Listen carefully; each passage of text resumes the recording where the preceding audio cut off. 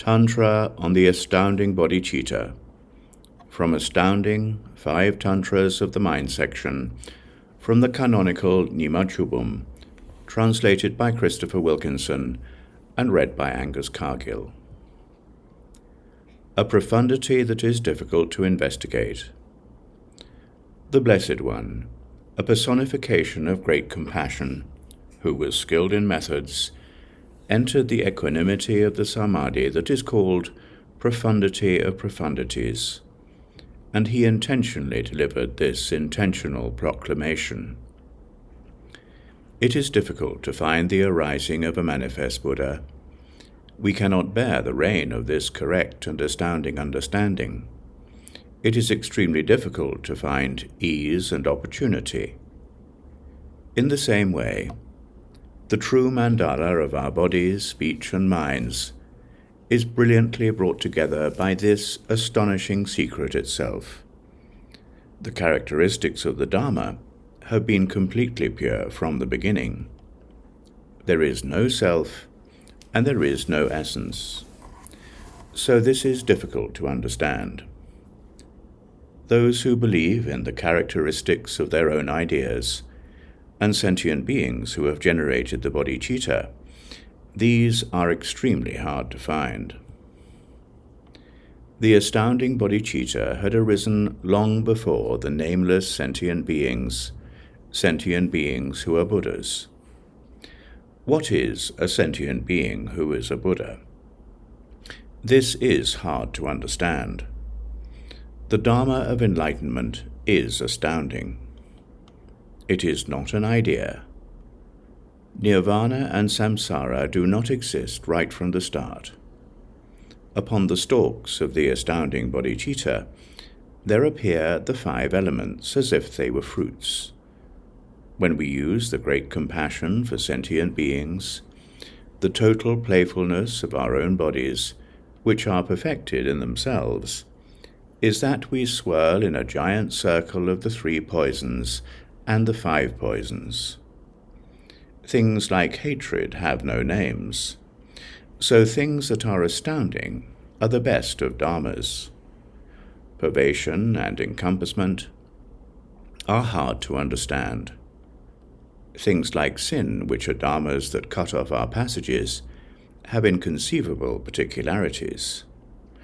Likewise, it is with our own astounding minds that we kill the 5 poisons. We kill samsara. We kill everyone, including the Buddhas. This is the greatest of sins, but it is not possible that we be stained. There are no sins to stain us. We also kill sin. Astounding enlightenment is a great sin. This is the fleshly heart of all the Buddhas. To understand for a mere instant what it means that this is more noble than meritorious things done by the power of our faith is to be especially noble. In this heart essence of equality, in which we are not separated, a totality of uncountable merit is perfected. There is no I in I. We play through the forms of everyone. This astounding bodhicitta is a pure substance. From the beginning, no name of any Buddha who is a sentient being has been promulgated. However it may be, this is great magic. It is the great magic of our teacher. The 3 realms of relative truth, are precious jewels. This Dharma is difficult to investigate. This is all the work of demons. The 5 bodies are a mandala that is spontaneously perfected. This body, which is a seed for everything that is subtle and profound, is an illusion. Once it is destroyed, we look at what it is. Our natural knowledge is an astounding enlightenment. That is why we must seek out the astounding when we investigate this body. When we know the true nature of one thing, we know the true nature of them all. The true nature of us all is that in our true natures, we are one. We are not individuals. We are not separated. This is astounding. Astounding enlightenment is the body of the Tathagatas. Amitabha's body of the Dharma is the bodhicitta. He is the heart essence of the five great ones. His colours are perfect. He plays in the eternity of all the Dharmas. He came before the five great ones. He is astounding. We have been held by the iron hooks of a pure conception of a heart essence that is correct. So it is appropriate that we hold on to it systematically. The waves of this are that when we depend on it, we will find it. This is difficult to investigate. It is difficult to teach. That is why I teach it this way. From the beginning, the path of freedom has been a great miracle. It pacifies our exaggerations and appreciations. It is the substance of the views of all the Buddhas. It is the great light that perfects the filthless 10 levels. The wheel of samsara has spokes for spinning. The base that is the origin of all things is like the sky. From the Tantra on the Astounding Bodhicitta, this is Chapter 2, a profundity that is difficult to investigate. The true nature of the astounding is supreme bliss.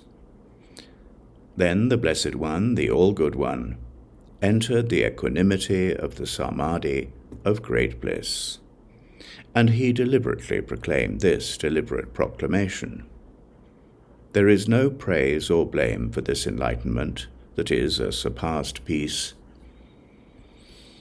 It is beyond any conventionality, so it is not fitting that it be harmed by logic. Because it has been at peace from the beginning, the way things are is not static. The samadhi that is called holding on and conceptualizing is naturally present as a relative truth. So we are primordially free from it.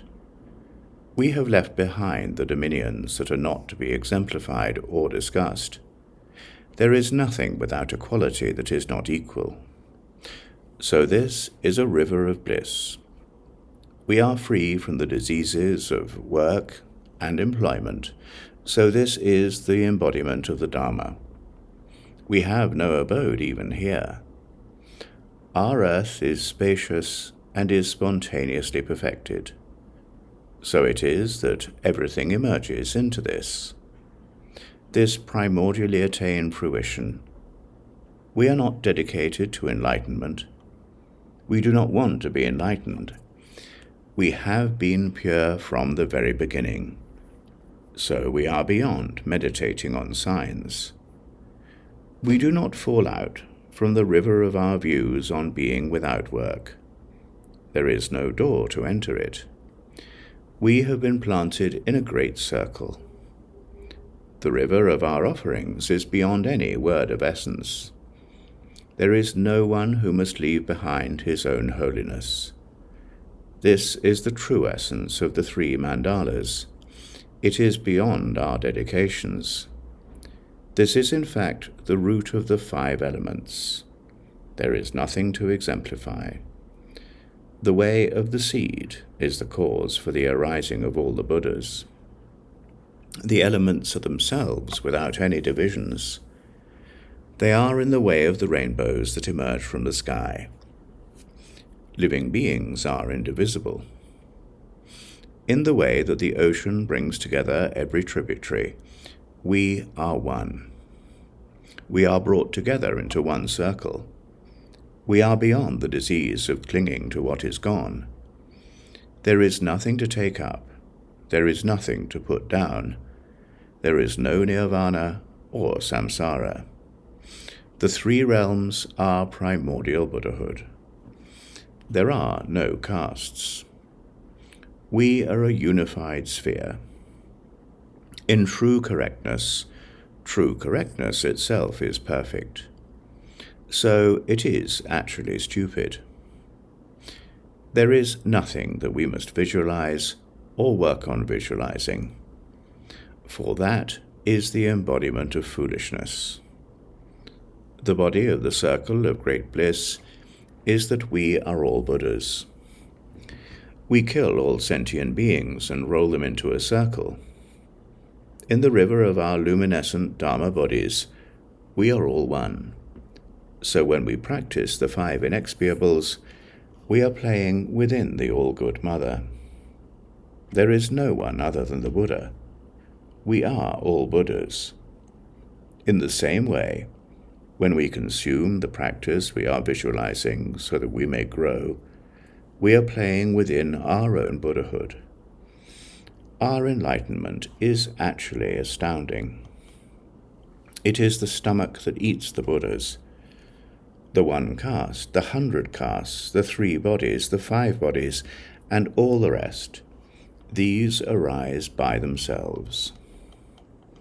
In the way that the sun, moon, planets, and stars appear from out of the sky, we use this heart of hearts, this Vajra heart, to thread together the many things. For these reasons, this astounding thing is the transcendence of our own hearts. In the river of our primordial purity, we have no divisions. We all come together. This is the ocean of the astounding bodhicitta. Samsara has no name. We are beyond sorrow. This astounding bodhicitta is properly amazing. We have nothing to do. The way it is does not fail to be transcendent.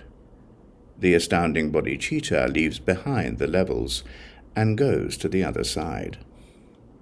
We have no color or analogy. We are beyond the words there are for the sky. The astounding bodhicitta has no true nature. We have no outside or inside. The astounding bodhicitta, where we work and play at the same time, is a huge stomach that will hold everything. We have no color or analogy. We are beyond the words there are for the sky. The astounding bodhicitta naturally has no true nature. In this way, emptiness is beyond the things that we do not visualize. We are without both virtue and sin. We have nothing to do. This is our own sphere. We are one, while we are also numerous. We are immeasurable. This is the supreme bliss. This astounding bodhicitta is spontaneously perfected. Everyone is reflected in the bodhicitta, which has no analogy. The killer of the 3 realms, who leaves none, is the highest royal prince. In the astounding bodhicitta, we are all one. So we use clouds of offerings to offer ourselves, and we please the victorious ones. To be correctly correct, we do not divide the 2 truths.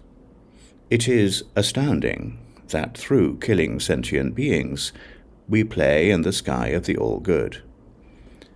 This is a transcendence that goes beyond seeing and hearing. We do not throw ourselves into anything else, and in this way we abide. The astounding bodhicitta is a body that unites us all.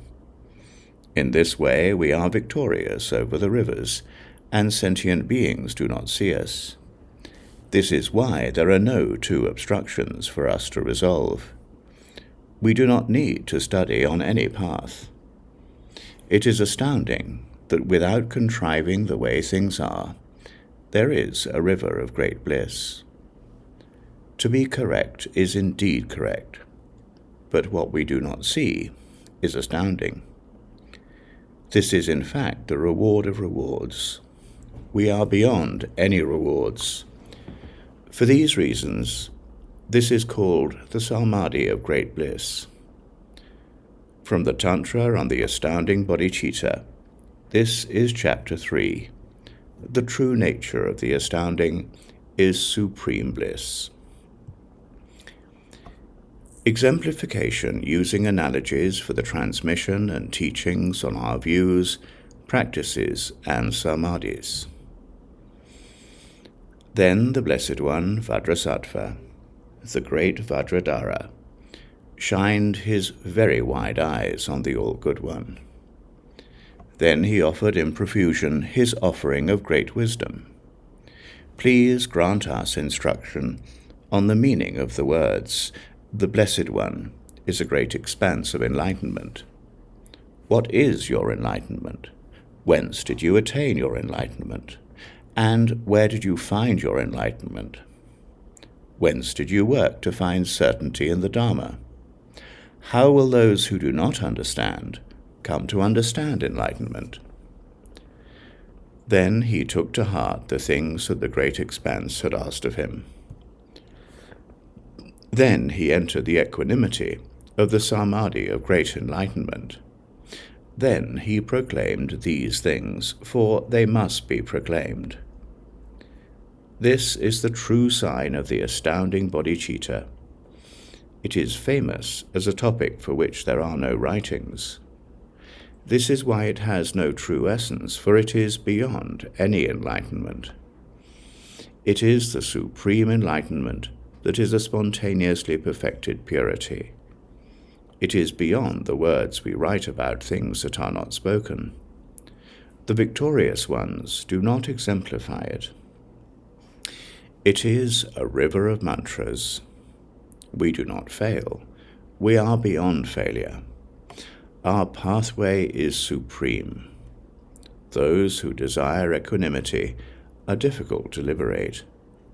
The astounding thing about thusness is that it is a big problem for our obstructors. When we desire the enlightenment of equanimity, we leave behind our enlightenment. We destroy our own heaps, generative forces, and realms in our desire for enlightenment. Proper enlightenment is far from this. Our enlightenment has failed. It is just as we leave behind our bodies, speech, and minds, that we leave behind enlightenment. One who desires for enlightenment, by destroying such features as our heaps and causes, is holding on to characteristics. The peace that has no sign is our essence. The wisdom of the body of the Dharma is beyond our signs for emptiness. This is actually a transcendence that is transcendent. It is the way of kings. The heart of wisdom turns out to be the best. It is a logical transmission. In our indivisible holiness we are one. We maintain every measure. The way it is that we are primordial Buddhas. We have a knowledge that is the practice of a noble knowledge. We have no attachments for anything. And in this way, the true nature of the astounding bodhicitta is not to be discussed, for it is beyond the things that we visualize. There is no object that we may find with our thoughts. When we meditate, we are sick. Primordial Buddhahood is the true nature of us all. This is why the essence of our enlightenment is not to give up anything. We are alone. We have been spontaneously realized in this way, and in this way our samadhi, the dominion of the Dharma and all the rest, are not anything at all. We do not live together, for we are perfect. This astounding bodhicitta is a body of total perfection. Our knowledge is the practice of a noble knowledge. Yet we are fearless and are not moved by anyone else. In this way, the heart of relative truth is the astounding bodhicitta. We are not moved even by the analogies for the sky. Even in samsara, we are not afraid. We blend the indivisible then stamp it with a primordial seal. Our heroes make it so that a fear of enemies does not exist. Our fear of emotional problems is not our sentience. In this way, this astounding bodhicitta is the very pure embodiment of the circle that brings us all together. In this way, if there is no primordial Buddha who has left his dominion behind, then there is no great perfection, for we are beyond the diseases of clinging and attachment. The true nature of the bodhicitta is clear light. It is our heart of hearts, a magnificent pathway of vision. Being without any disease of seeking, it is inappropriate that we be destroyed by logic. Direct perception and other such things are not destroyed by the logic of the world. We are perfect and have gone to the other side, so we see things as being completely perfect. In this way, this heart of effortless perfection is the true nature that is the essence of us all. And in this way, dharmas have no names. In the way that it is, we are perfect. Without our mixing them or dividing them, the ultimate truth and the relative truth, Buddhas and sentient beings, in their actual true natures, are one. A heart that exists actually arises from out of a heart that does not exist. Our hearts do not have any real heart. We do have hearts. We have no attachments to the doors of methodologies and expertise in methodologies. We resemble experts in the method that is called the door beyond doors. We are all naturally perfect. This is the true nature of our peace.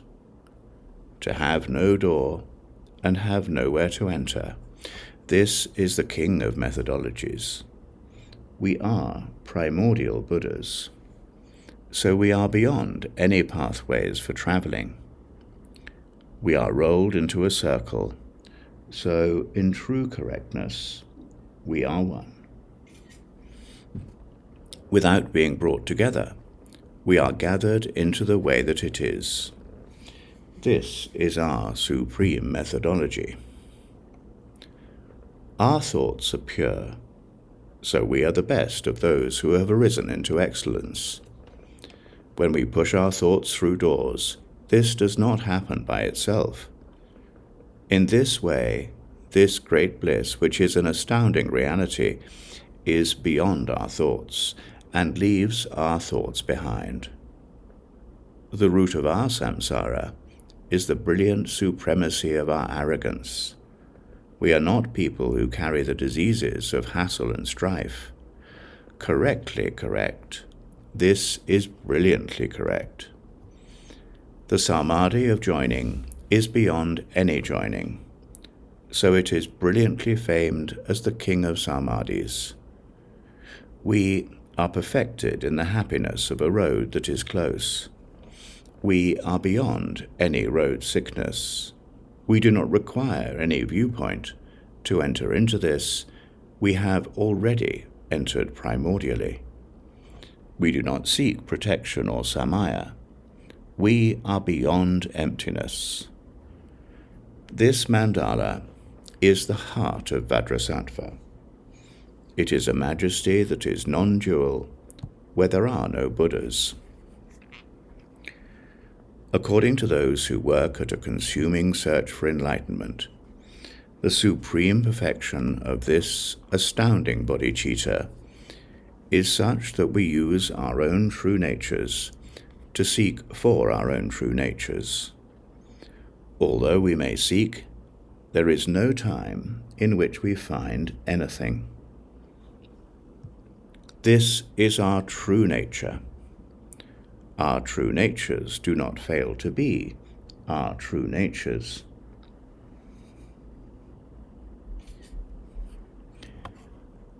This is the wind of our view, practice samadhi, and our contemplations. To contemplate not contemplating them is a disease in our contemplations. One who has no view stations his view on this. To have no practice and to have no samadhi are just the same. The rishis do not find any meaning in their meditations. Freedom from the disease of attachment to our meditations is the wind of our meditation. We live without changing, as if we were planting a chisel of iron. This true nature of the astounding bodhicitta is the supreme contemplation of the victorious ones, the rishis. The perfect Buddhas of the 3 times do not have more than this. From the Tantra on the Astounding Bodhicitta, this is Chapter 4. Exemplification using analogies for the transmission and teachings on our views, practices, and samadhis. The unique reality of all the dharmas that are beyond analogy. Then the great Vajradhara joined his palms to the Blessed One, the glorious All-Good One. His eyes shone with the radiance of a huge smile. Blessed One, how is it with birth and death here? They are explained to be aspects of the Dharma. How is it with what we are calling Dharma? I beg you to give instruction. He had been addressed with these words. Then the majestically spacious Blessed One gave instruction. Birth and death are not different. They are of a single core. In the absence of any samsara, we absolutely do not leave our sorrows behind. Nirvana and samsara are not separate. In the same way, these two, birth and death, have separate names, but it appears that these names are attributed separately from out of a single true nature. In the same way, our hearts penetrate doors without opening them. Our ideas about the vehicles, when numbered, are different, but we do not fall out of the way that it is. This is actually our true nature. Birth, death, and even nirvana in their true essence are one. So they are actually samsara. We do not reject them. We do not move. We do not sit in waiting. To abide where we have nothing to abide on is abiding without abiding. As for the unparalleled heart of Vajrasattva, everything has been primordially stamped with a seal, so the 3 realms are whole. We are beyond the limitations of words. We do not see anything at all. That which we call birth is the basis for the arising of dharmas. Nirvana is endowed with samsara, so it does not exist.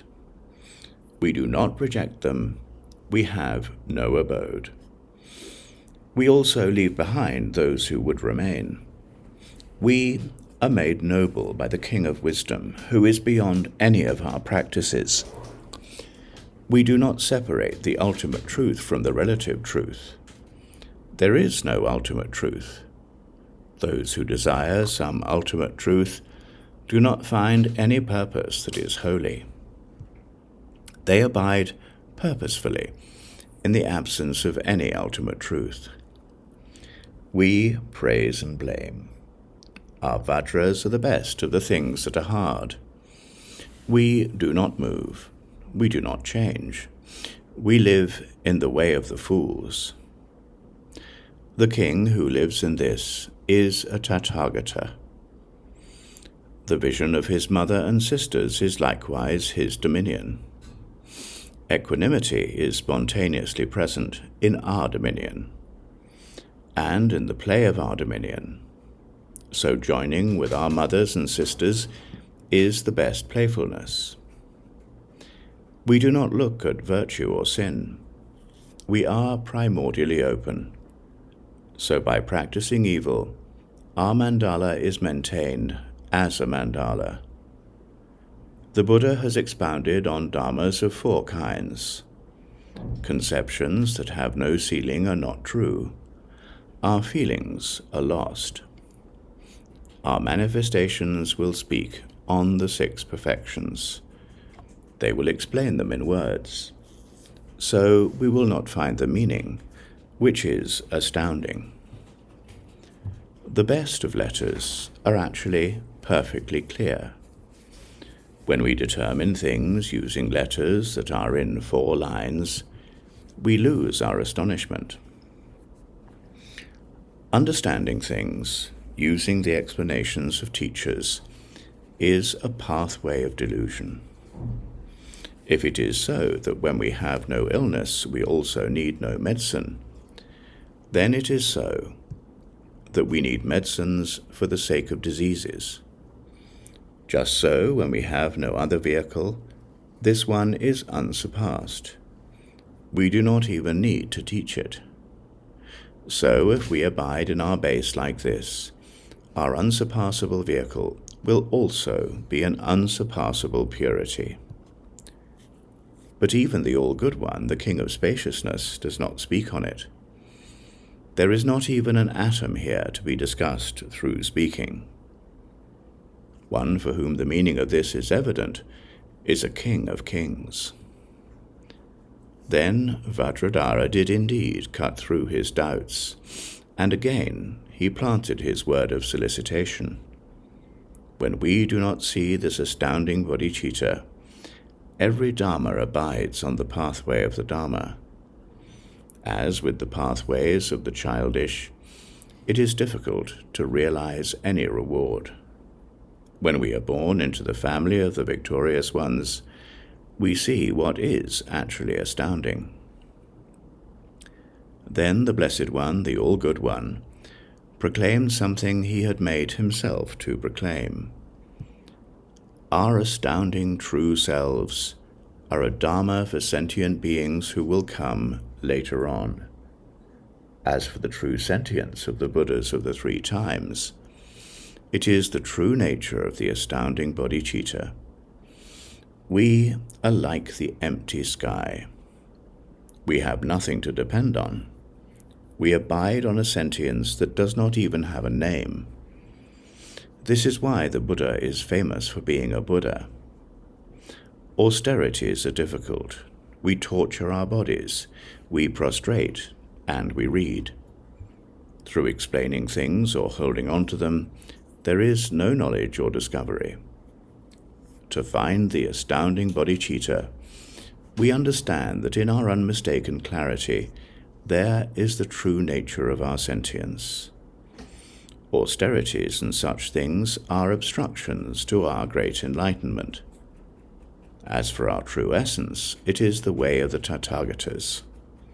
As things are, we do not need anything at all to do our work. This kind of absence of anything to do is framed as being an attainment, but the astounding bodhicitta was not generated by it. This astonishment goes beyond even those who have gone into bliss. The victorious ones do not see it. It is the space of a great charnel ground. There is a great astonishment when we perfect our wisdom and samadhi. This has not been revealed by anyone else. It is the embodiment of the way things are. Primordial Buddhahood precedes the absence of all things. It is the great ancestor of the Buddhas of the 3 times. Once we envision this, the essence of real things is pure in our meditation. When we are generated into being mudras, our true natures are primordially peaceful. Servitude does not have any pure virtue that is to be praised. The pure essence that we do not visualize fulfills us all. The seal of the sky is pure. so both equality and inequality are embodiments of our own bodies. This is the embodiment of all the Buddhas. There is also that knowledge in which we have a subtle clinging. It resembles our inability to appear where there are great obstructions. We meditate that our ideas about taking things in and holding on to them are the bodies of our mudra. In essence, everyone is an astounding Buddha, but we will not see any coming together of everyone's embodiment of the Dharma.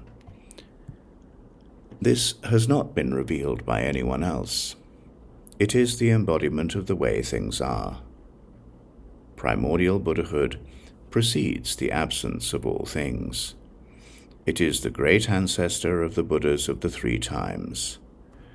Once we envision this, the essence of real things is pure in our meditation. When we are generated into being mudras, our true natures are primordially peaceful. Servitude does not have any pure virtue that is to be praised. The pure essence that we do not visualize fulfills us all. The seal of the sky is pure. So both equality and inequality are embodiments of our own bodies. This is the embodiment of all the Buddhas. There is also that knowledge in which we have a subtle clinging. It resembles our inability to appear where there are great obstructions. We meditate that our ideas about taking things in and holding on to them are the bodies of our mudra. In essence, everyone is an astounding Buddha, but we will not see any coming together of everyone's embodiment of the Dharma. Actually, meditating that the apparent world is a God is an astounding problem. The outer and inner vessel and contents mature into form as fruits that come from the seeds of the astounding bodhicitta. The ripening of a seed into a fruit is also a way to be one, for we are pure in the place that we return to. It is from the great ocean that all the tributary waters emerge.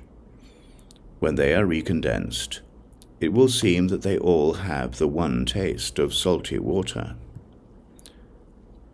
From the Tantra on the Astounding Bodhicitta, this is Chapter 5, the unique reality of all the Dharmas that are beyond analogy.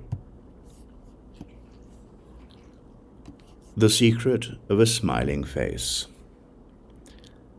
Then the Blessed One, the glorious all-good one, saw that he was astounding. Then he proclaimed what he was meant to proclaim, Maho. Even the great bodhisattvas do not see the one Dharma. The pathway of their Dharma has no exhaustion or finish. The bodies of perfect pleasure and of manifestation, as well as the embodiments that have actually appeared, are a single Dharma. We do not see, we have no vision, we hold on to our ornaments. He who is ornamented by marks and exemplary features is not a proper Buddha. The body that is marked is actually a meaningful reward, but the one who desires it is a long way from proper Buddhahood. Also, it is pure and astounding enlightenment that is Buddhahood. It has no color or shape. It is beyond exemplification. The root that has no base is the best of all bases. The root of a leaf is also the leaf of a root. Like the sky we do not want. This is indeed our true transcendence. This is the one Dharma of the astounding bodhicitta. None but those who are embodiments of this very pure Dharma will touch on or experience this. This is why the Buddha, along with his children, are ornamented with the marks and exemplary features that are signs. Whoever rests in a thusness, that is, the duality of direct perception, does not abide by this astounding thing. His disease is a clinging attachment. Appearances and emptiness are essentially remote, and this is a problem for them. There is nothing that we are discussing when we say, the victorious over the victorious ones. Words for both our dominion and our wisdom are exhausted.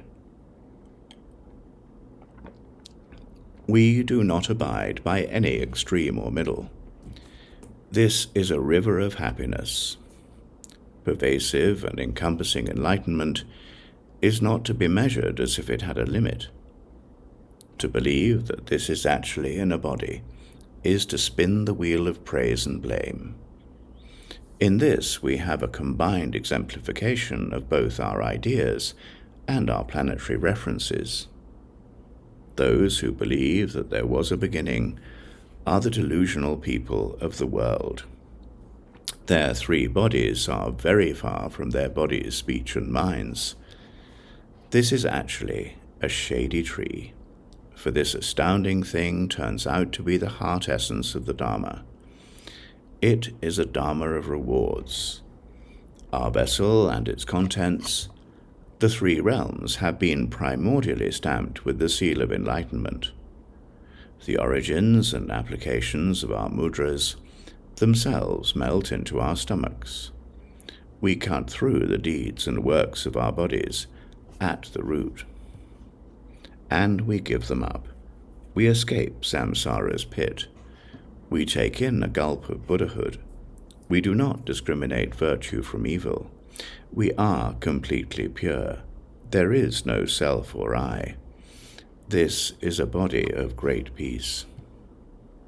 This is an expansive charnel ground for all of our families and for our wisdom. The three realms are actually perfected in the body of the three existences. Our merit is spontaneously perfected. Its essence is completely pure. One who abides within the body of this excellent family may practice evil as a supreme and ultimate truth. He is pure within a body in which he actually kills sentient beings. His mandala is clean, and he is the identity of our mudra. He is also the purity of our awareness mantras, secret mantras, and spells. Those who have not been imparted empowerment turn out to be the victorious ones. The gods, nagas, and mighty forces will also protect them. They are bent into the bodies of powerless and bent people. This is also a realization of a reward for our meditation and samadhi. He is also the true owner of every mandala.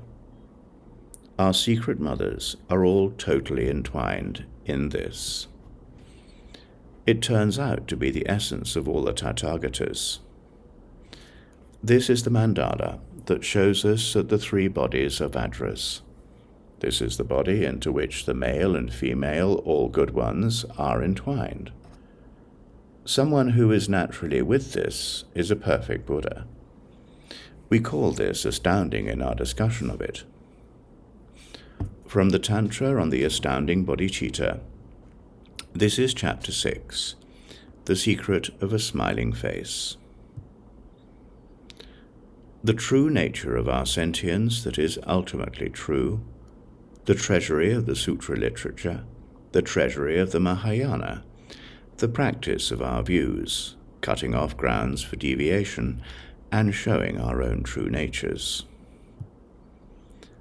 Then again the Blessed One, the glorious Vajrasattva, inquired into a topic of majestic inquiry. To do this, he held his palms to his face and radiated with gaping eyes. Blessed One, what is the sentience that is ultimately true? Please give us instruction into that which is called the way that it is, and any particularities there may be. He took what this means to heart. Then the magnificent Blessed One gave instruction. As for the bodhicitta, the minds of all sentient beings neither rise out from nor move through sleep. We are truly holy. Meanings and minds do not have names or signs. Names and signs for names. We have no names. This is proper wisdom. It is called the way it is. Meanings and sentient beings have no dividing differences. They are one.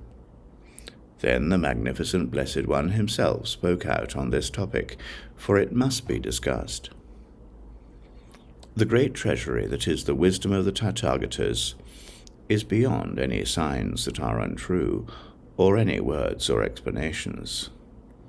In the Mahayana, which we conceptualize to be a naturally great vehicle, we actually enter onto the pathway of the Dharma. The path of the Dharma does not cling to holiness. We practice yoga. We do not even desire enlightenment.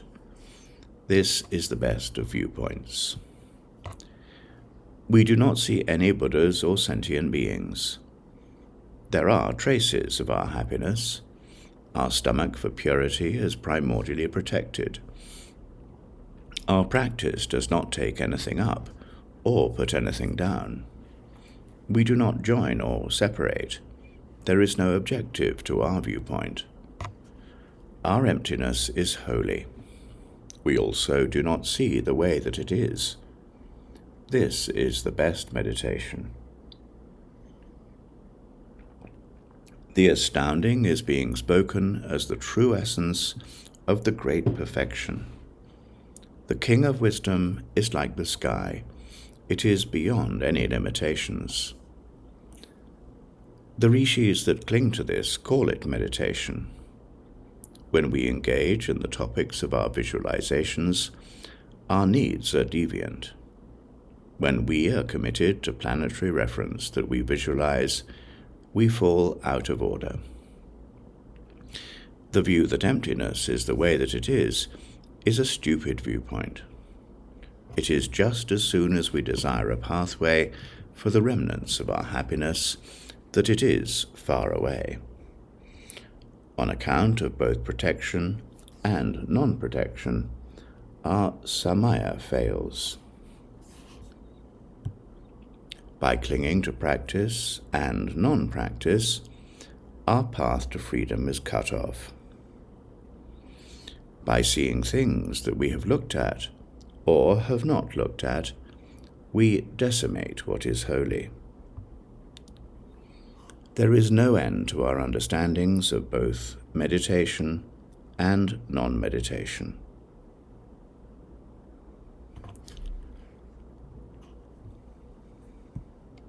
From out of this astonishment, these things become our generalities. The great treasury of the astounding has fallen away from its true essence. As for the true nature of the astounding bodhicitta, we do not hold to any path of the Dharma. We are beyond the extremes of existence and non-existence. To leave things behind is in itself true wisdom. From the primordial we have left behind everything from the past and from the future. The teachings of our teachers have not discovered any meaning for this. Things that we hear with our ears from others are pure. When we discuss things with the organ of our tongue, we are beyond conventionalities. What has been spoken on by our teachers is a delusional pathway of the Dharma. No matter how they explain things, they do not find the meaning of the astounding. The moon arises in the sky on the first day we point to it with our finger. So we hold to what is simply a way of seeing. We practice the objectives of the great rishis when we describe this in words. We fall from its true essence by the thoughts within our minds. We also move toward the extreme of nihilism. It is out of a heart of nothingness that there comes a heart that exists. Like this, like this, like this. We settle into our organic state. The astounding bodhicitta is the true nature of our bodies. The Buddhas dwell forever on the meaning of this view. From the Tantra on the astounding bodhicitta, this is chapter 7, the true nature of our sentience that is ultimately true, the treasury of the sutra literature, the treasury of the Mahayana, the practice of our views, cutting off grounds for deviation, and showing our own true natures. Our problems have been completely pure since the beginning. Then the Blessed One, the glorious All-Good One, took action to discuss things, using an objective that is not stained by any problems. When we settle with equanimity into the astounding bodhicitta, it is necessary that we be Buddhas in our bodies and our minds. We do not investigate external objectives. This is actually our Buddhahood. We are not ornamented by marks or exemplary features. This is the way of the sky. This is not a field of practice of any kind for those whose senses are in the past. The consciousness of a sense organ sees something, and in that way the consciousnesses of our senses are threefold. We are not separate from our own objectives. We settle into the wholeness of this way. These three do not fall into any vacancy in our objectives. Our true nature is that we are not anything at all, and to that extent we do not separate our bodies from our minds. We settle into the true nature of that space. It is truly astounding to abide in this kind of space. It will never happen that the two extremes are stained by any problems. When the victorious ones of the past and the future abide in the bodies of sentient beings, when it is their time for death, they will have these habitual patterns, and by the force of this, the hearts of sentient beings will be victorious. When we are endowed with this astounding bodhicitta and a self, we will not be seen among the auditors of the 6 families. Among the auditors of the 6 families, no one is a killer. Sentient beings who are seen among the auditors are said to be stained with problems, and that they also have a sin. As an analogy, when we kill a man in a dream, we are not afraid of any sin. At the moment, we are the killers.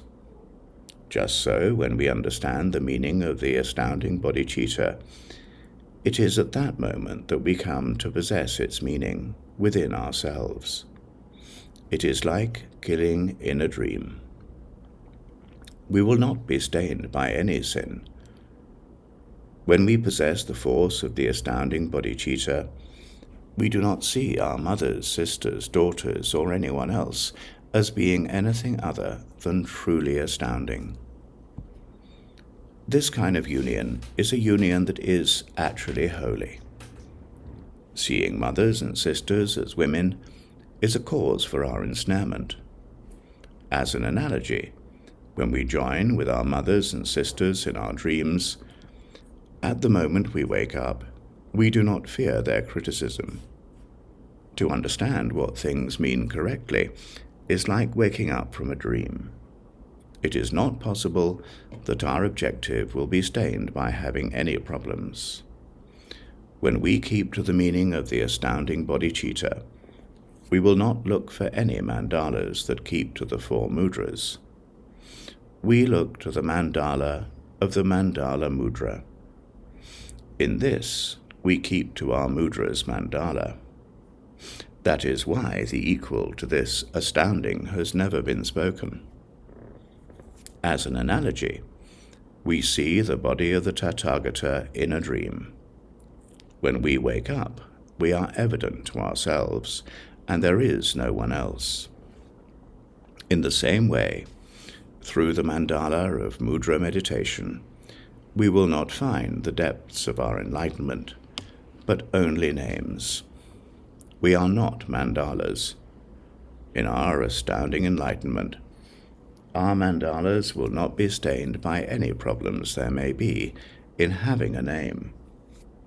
He who possesses this astounding bodhicitta does not practice toward any roots of virtue, and will not be seen as a root of virtue. When we are seen as a root of this, we will turn out to have problems. Not looking for roots of virtue is actually supreme enlightenment. In a dream, we look to be friends with our enemies, while during times when we are awake, we will not be friends with them. Through roots of virtue, we attain praise and repute in this world. When we are not seized by the astounding bodhicitta, it is like a dream in which our sorrows result in a basis for grief. We have no compassion or love for sentient beings. We practice the 5 inexpiables. We practice the 25 kinds of uncleanliness. We play with the 5 kinds of good things we desire. We do not accept the 5 that are from others.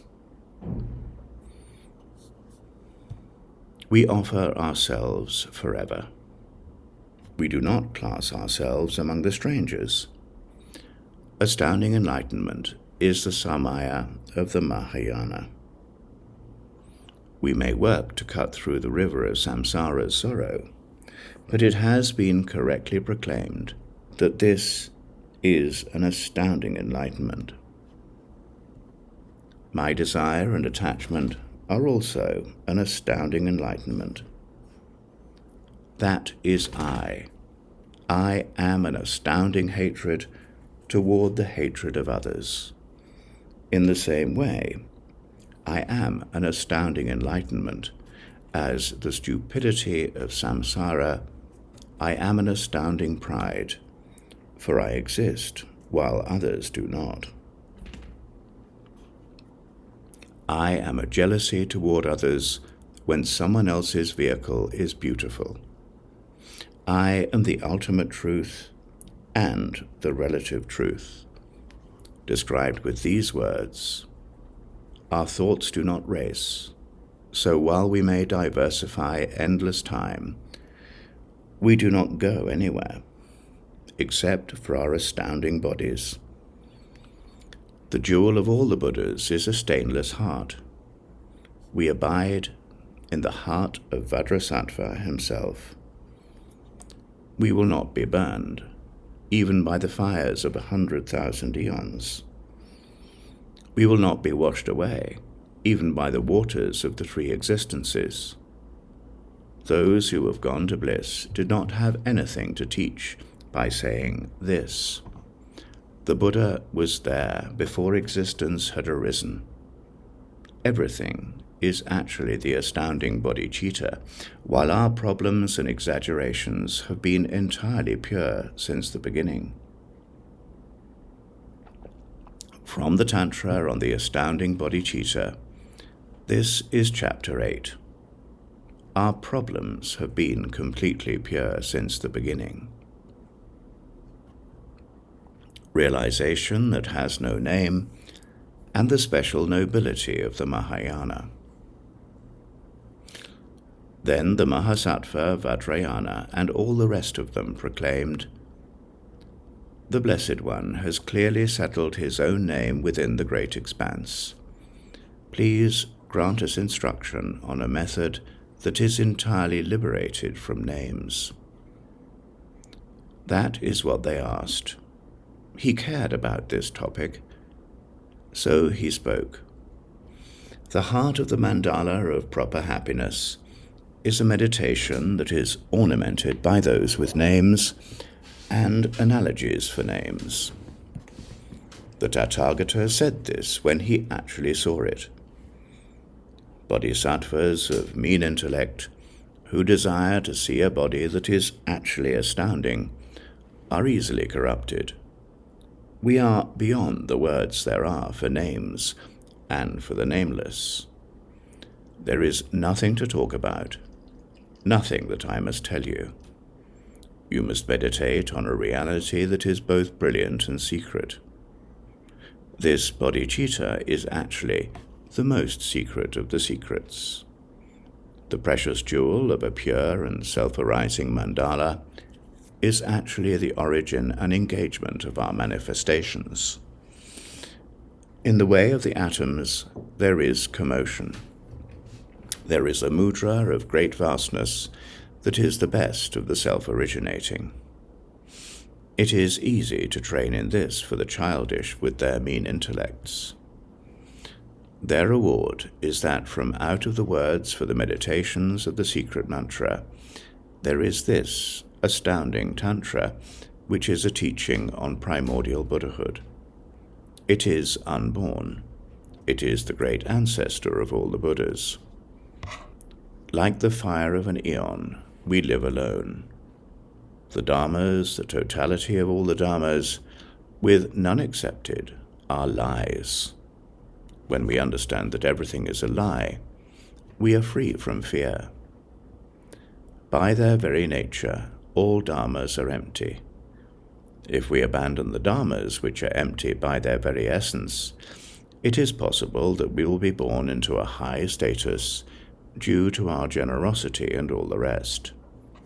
But our reward of final exhaustion will actually be destroyed. We are not attached to, and we do not abide by, realities that are empty by their very essence. This is actually nirvana. As for the true nature of the astounding bodhicitta, we transcend our own essences. Our pathway is perfect and is entirely pure. We do not desire Buddhahood. We are beyond the level of Buddhahood. For those who enjoy the work of complicating Buddhahood, there are 3 mudras. The true nature of all dharmas is that they are non-dual. It is by the dharma that we are reduced into a single true nature. But a true nature, in which we are actually alone, does not exist. It is by our own true natures that we do not abide on levels, and we have no attachments. The dharmas have names. That have names are the pathways and the rewards of the world. They will be exhausted. For this reason, they will not attain any rewards that are unsurpassed. This astounding tantra is actually at one with the true nature of the Dharma, yet it leaves behind the dominion of non-desire. We do not desire the Buddha's mudra. We are primordially stamped with the seal. From the beginning, the 3 realms have been at peace. In the Dharma body of the Buddha, nirvana transcends transcendence itself. The heaps of our virtues are a body that is a vajra. We maintain a diligence which does not gather or part with anything at all. Our body of true essence leaves behind true natures that have no outflows. We have the mandala of an infinitely blazing firelight. We are souls that shine, like the brightness of 100,000 suns. A person who enters into the path of the Dharma will work to prioritize the training of his body and mind. He will not seek for any Buddha that is outside of himself. He will not find any. It is actually the sentient beings who are said to be all good ones. We must look to the what is there on the inside of the inside. From the Tantra on the Astounding Bodhicitta, this is Chapter 9, Realization that has no name, and the special nobility of the Mahayana.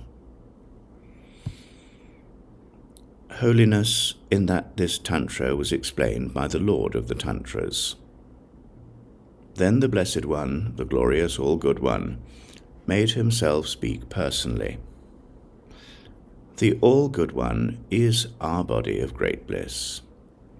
In the majestic mandala of his body, speech, and mind, he brilliantly turns the wheel of the Dharma of samsara. Without joining in our bodhicitta, there does not exist even an atom that would turn the wheel of samsara. When we do not properly understand primordial Buddhahood, we have no name for hell. We also have no ignorance. We pour all those who have gone to bliss throughout the 3 times. The world with its 6 classes of beings, the 5 elements, and everything else, into the ark that is our great awareness of the bodhicitta. We harbour no narrow hesitations. We are in the way of droplets that fill a jar. E ma re, the Dharma that I teach is beautiful. There is no other Dharma, or any Dharma with the exception of the one Dharma of the bodhicitta. It is very amazing. The true nature of our sentience has no abode and has no country. Our attachment to the Buddhas of the 3 times is very amazing.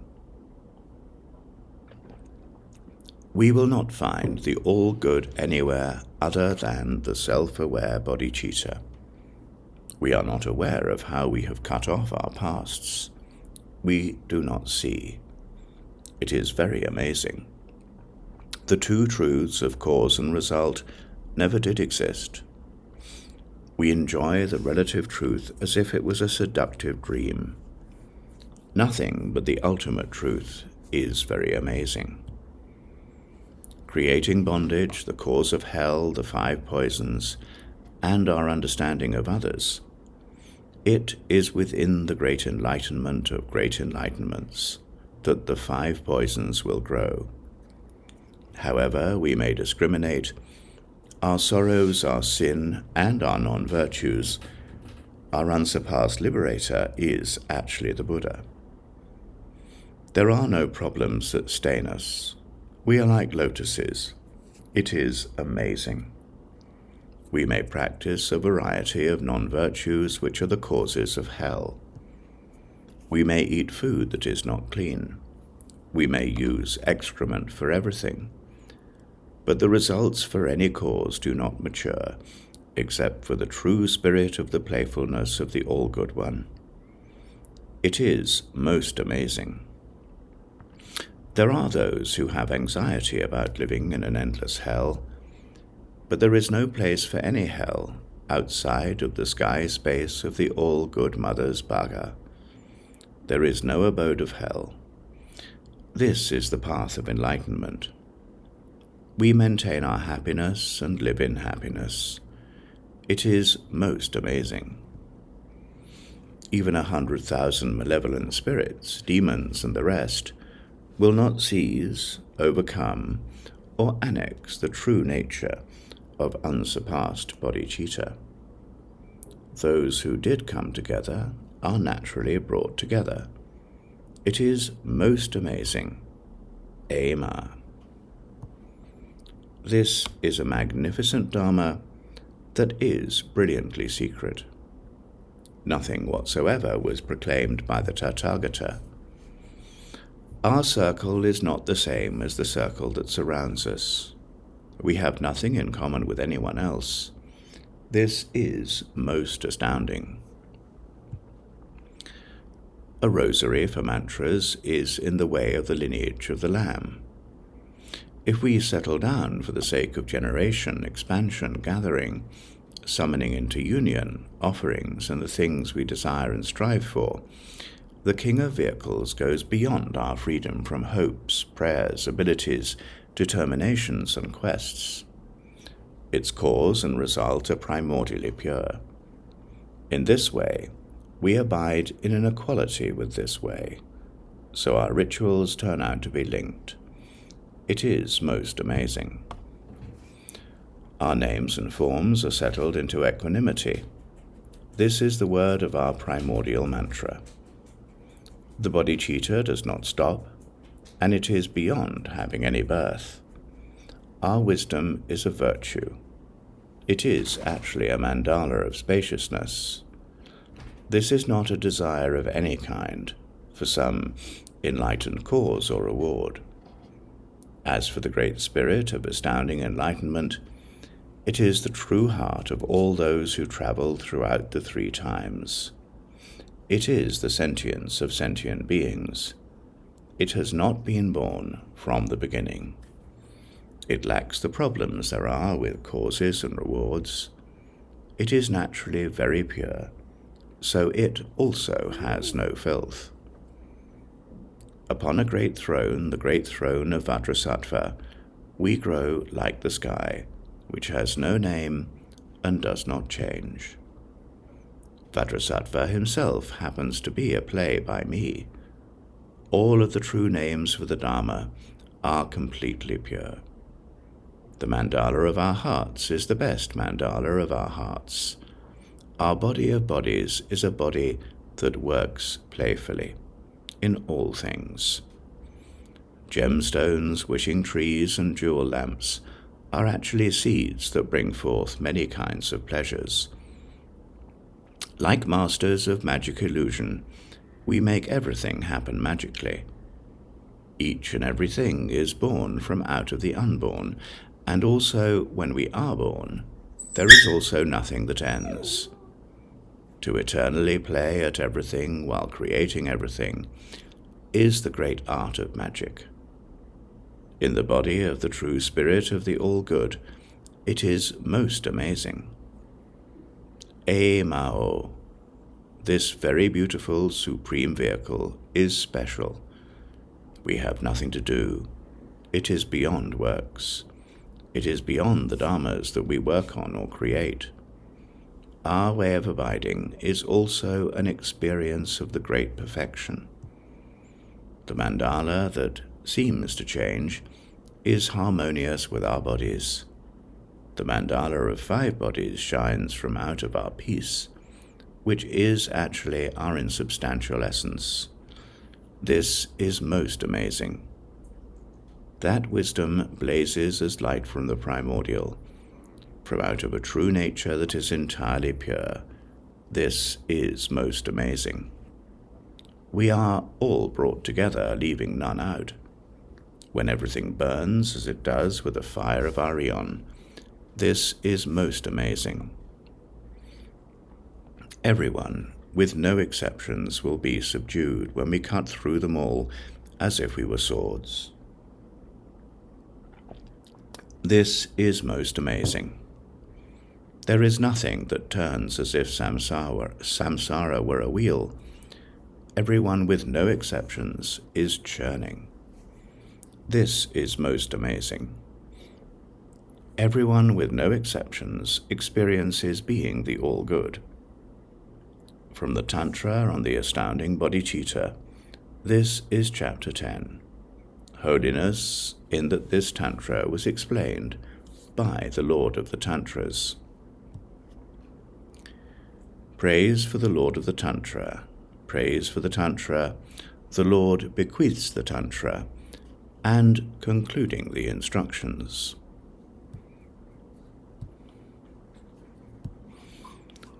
Then the Blessed One, the glorious Vajrasattva, and everyone else joined their palms in praise.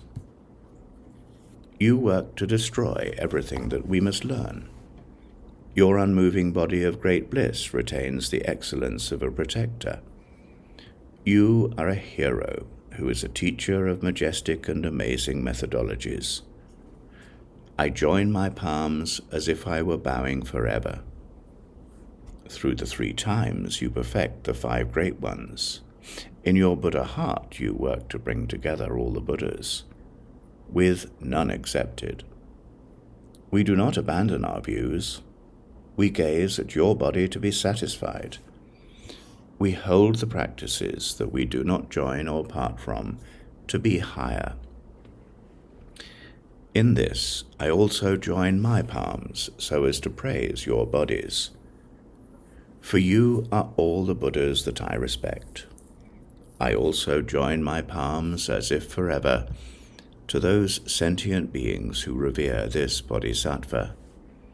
I join my palms and bow again and again to that king of lions who totally liberates the 3 realms, who is a teacher of miracles that are amazing, and astounding. I join my palms and bow again and again to the great pervader who is like the sky and has no analogy.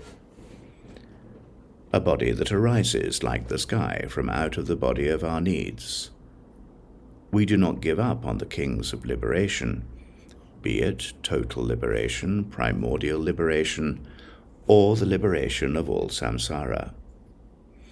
I will work to bring them together, having neither radiance nor corruption, and with nothing to take up or reject. I am alone. This is a Dharma that does not separate causes from results. It is very pure. This is a Dharma of total liberation that does not agree with the pathways that are found in biographical accounts. This is a Dharma whose holy reward is the profundity of the deeps.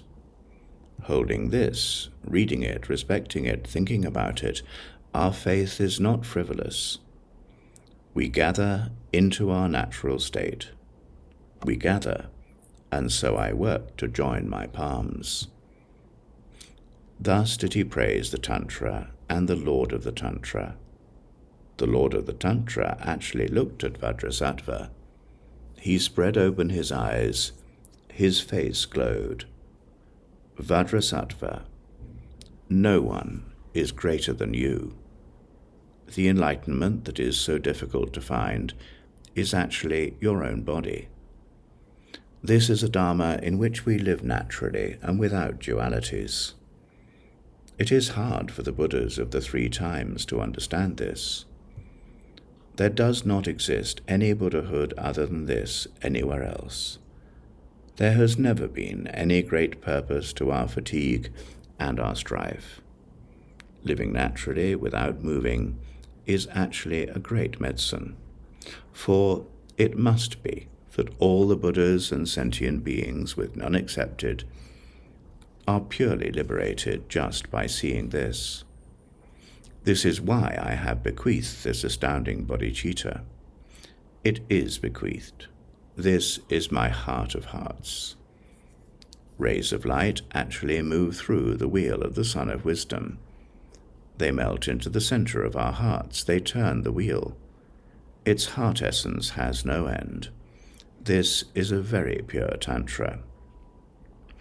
It came from the tip of my tongue. We must hide our blazing lanterns in an ark of pure wisdom. From the Tantra on the Astounding Bodhicitta, this is chapter 11. Praise for the Lord of the Tantra, praise for the Tantra. The Lord bequeaths the Tantra, and concluding the instructions. The King of Tantras on the astounding nature of all dharmas is complete.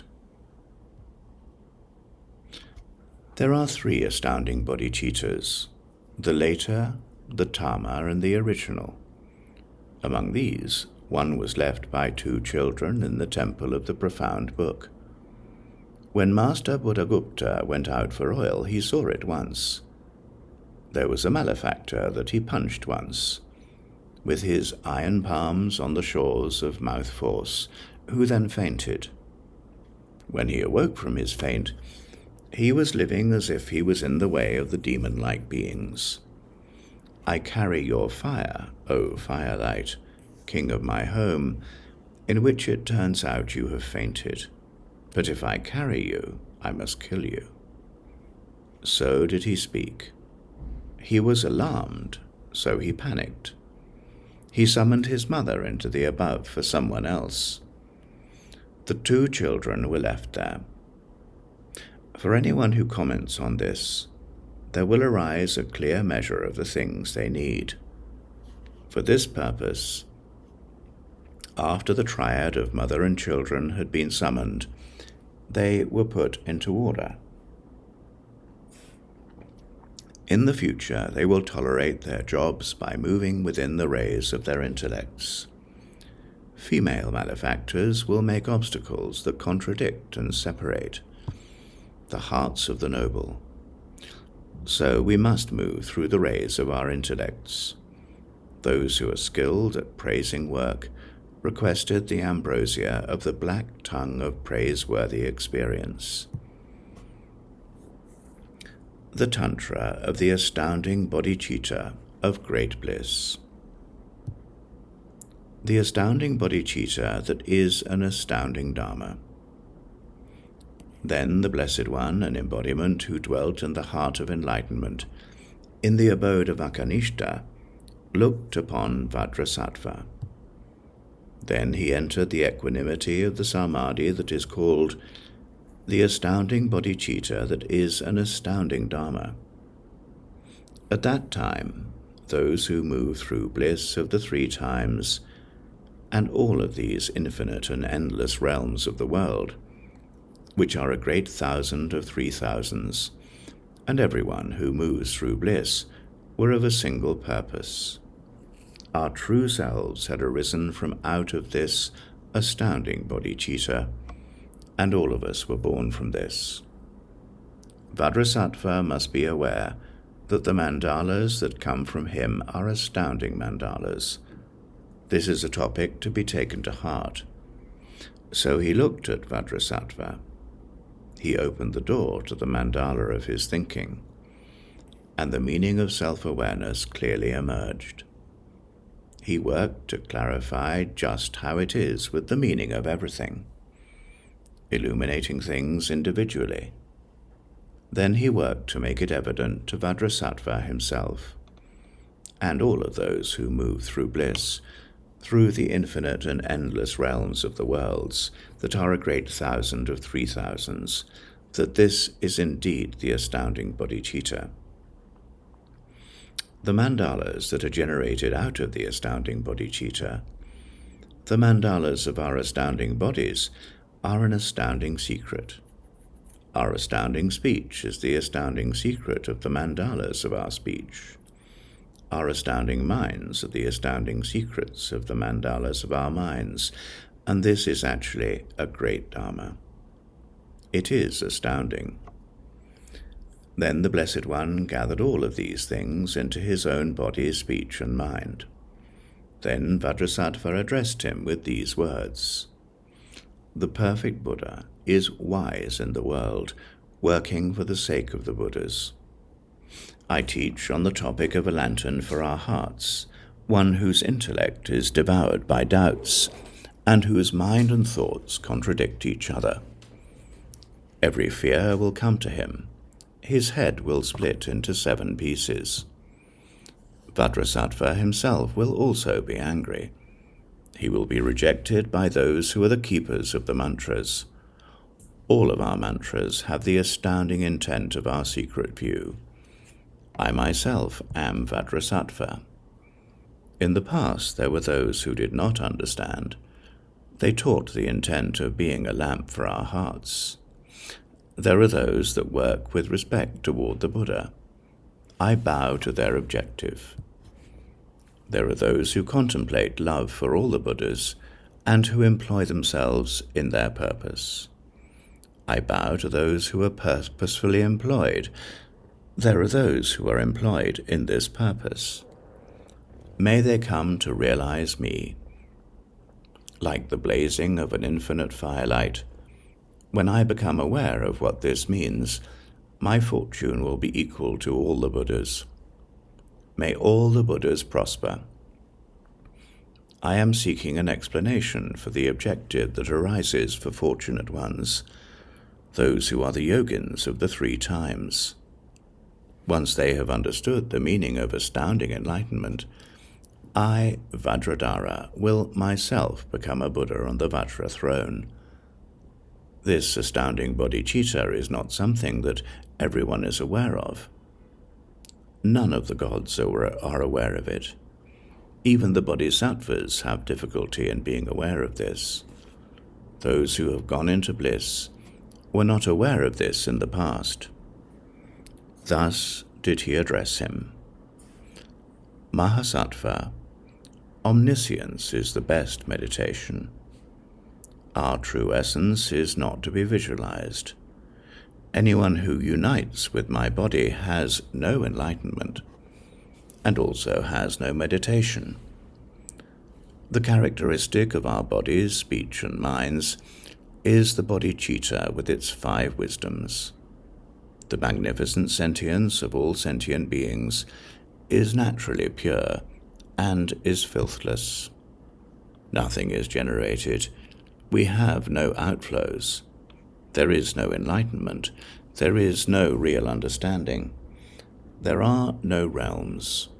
There are no elements. Our characteristics do not change. We are like the sky. Nothing is generated. We have no outflows. There are no dualities. There is nothing to hold on to as being dual.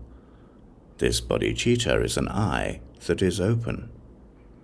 Thus did he give instruction.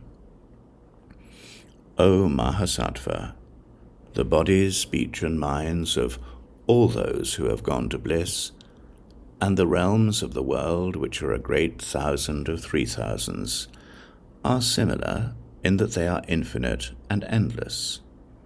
This is my astounding bodhicitta. The magnificent Dharma that has arisen from out of our self-awareness is indeed astounding. It is a great miracle that is indeed astounding. My magic is great and is indeed astounding. My playfulness is great and is indeed astounding. My deeds are indeed astounding. My majestic mandala is indeed astounding. My great miracles are indeed astounding. My secret is indeed astounding. Those who have gone on into bliss, the secret that is actually Vajrasattva, the great secrets, the unique secrets, and our secret view are indeed astounding. Our body, which is the secret mandala of our astounding embodiment, is indeed astounding. Our speech is a secret and astounding mandala. It is indeed astounding. Our hearts are secret mandalas that are astounding hearts and are indeed astounding. This is Chapter 2 of the Astounding Bodhicitta. Being without complications. This chapter teaches us about reality, and in this effort, Mahasattva, those who desire enlightenment, have no enlightenment. Our levels and our life stories are far from supreme enlightenment. One who comes to understand that a reality is like a cause, that it is actually the bodhicitta, is sure that this is his own true self. The self is engaged in the heart of enlightenment. So we have nothing to attain. We also have nothing to reject. The enlightenment of the Buddhas is a conventionality. It does not actually exist. The true sign of the Dharma is its total purity. All of us have emerged from out of the Dharma of selflessness.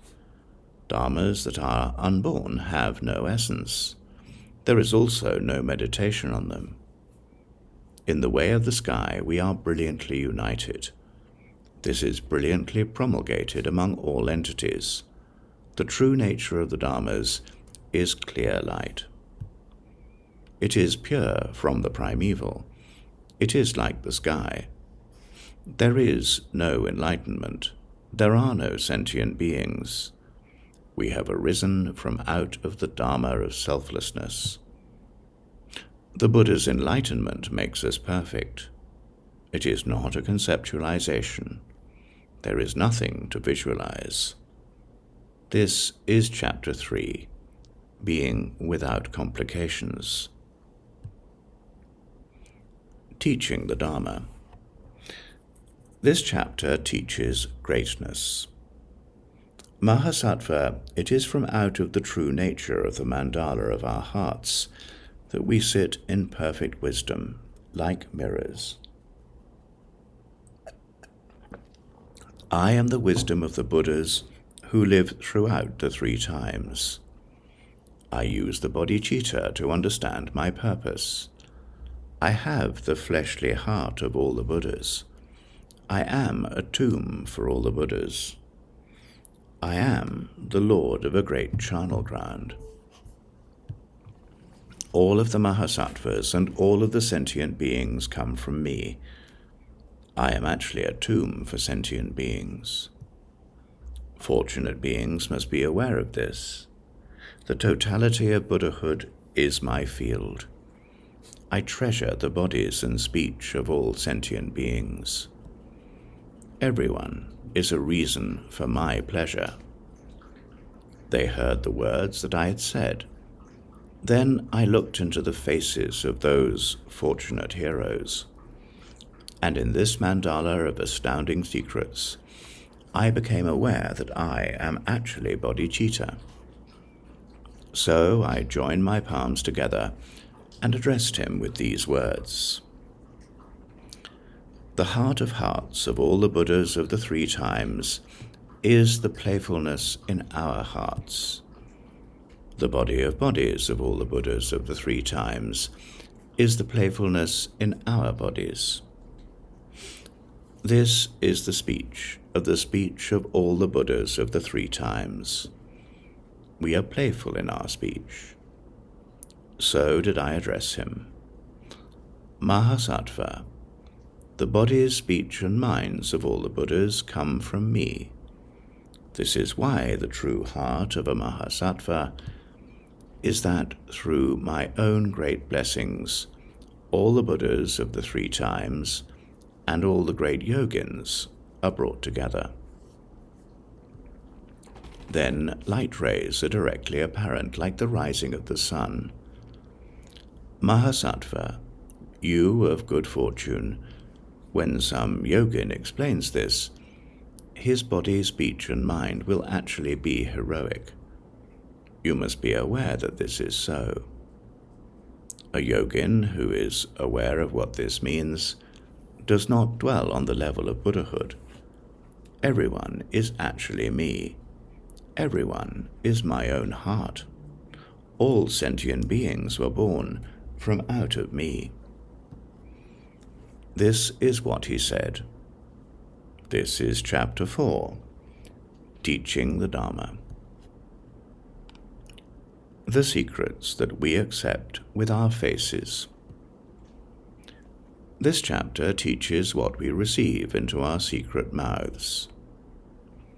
Mahasattva, I am the Creator. I am myself pure in my natural yoga. There is no Buddha that I did not give birth to. From the beginning, none of the compounded dharmas have existed. For this reason, all dharmas are indeed from the very beginning pure. I myself am the yoga that is the body of the dharma. All of my dharmas are non-conceptual. I was a Buddha before any of the Buddhas. In the past, before the sky did not exist, there never was any reality to the sky. In the past, before there were no elements, there never existed the five great ones. In the past, before there was not any Buddha, there was, from the beginning, never any name for sentient beings.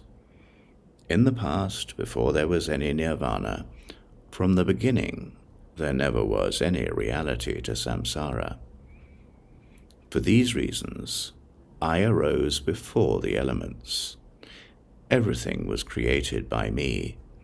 Everything is born from out of me. Everything happens from out of me. Thus did he give instruction. This is Chapter 5, the secrets that we accept with our faces. Teaching great miracles. This chapter teaches the great miracles of the bodhicitta. We are minds that have no base or root. Washing will not clean us. We are like the sky. Our enlightenment has no birth, so there is absolutely no reward for being enlightened. We know of this astounding bodhicitta due to the great wisdom that is our own self-awareness. We perfect the majestic methods that we play with within ourselves. So we are Buddhas. There are 5 reasons for this teaching of the great miracle of the bodhicitta, the astoundingly great miracles of the bodhisattvas, the astoundingly great miracles of the bodhicitta, the astoundingly great miracles of the great playfulness of the bodhicitta, the astoundingly great miracles that have been shown to everyone, the astounding miracles that teach along the trails of the astounding Dharma of our secret enlightenment.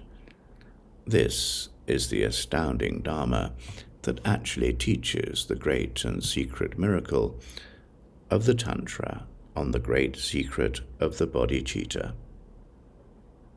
From the astounding bodhicitta, this is Chapter 6, Teaching Great Miracles. Teachings on the True Bodhicitta.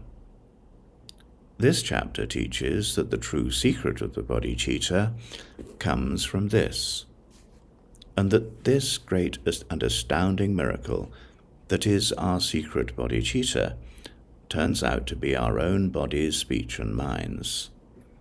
This has also not been explained by any of the Buddhas in the past. O Mahasattva, to refrain from abiding on any teaching is the astounding greatness of our secret heart. We are not aware of any proper Buddhahood. We are like the sky, totally pervasive in our lack of attachment, so we gather into ourselves. This is actually our own astounding bodhicitta. O Mahasattva, we are actually visible to everyone, while we have no plan. This is the astounding mandala of our bodies, the dharmas that arise from out of our self-awareness, are topics that turn out to be for the purpose of not thinking of anything at all. This is actually the astounding bodhicitta. O Mahasattva, without being born and without being elaborated, many kinds of language and speech come to individuals from out of themselves. This is actually the astounding mandala of our speech. When we use a samadhi that goes beyond language, we actually change through our bodies, speech, and minds.